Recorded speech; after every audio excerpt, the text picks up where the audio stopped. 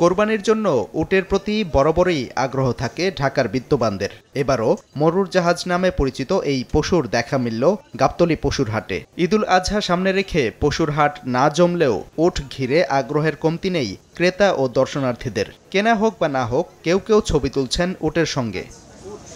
বিক্রেতারা বলছেন, চাহিদা থাকায় গাবতলী হাটে উটের সংখ্যা বাড়ছে, আনা হচ্ছে দুম্বাও। এবার উটের দাম হাঁকা হচ্ছে ২৮ লাখ টাকা। দুম্বা দেখলাম, উট দেখলাম, আরো বিভিন্ন বড় বড় গরু দেখলাম। একটা ঈদের আনন্দ তৈরি হয়ে গেছে হাটে। ৩ তারিখ পরের তো মানে বাজারটা বেচা কিনে ভালো হবে। উট দুম্বার পাশাপাশি কোরবানির পশুর হাটে বাড়তি আকর্ষণ বিভিন্ন নামের বড় বড় গরু। এখানে ২ থেকে ২.৫ লাখ টাকার গরুর চাহিদাই বেশি।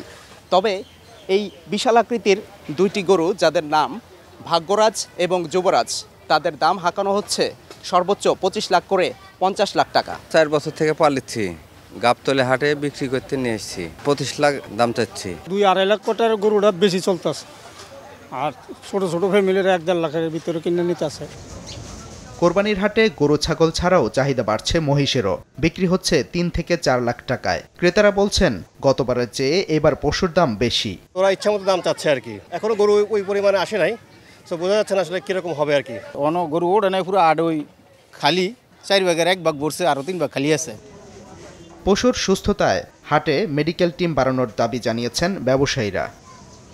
সাদিকুর রহমান, সময় সংবাদ, ঢাকা।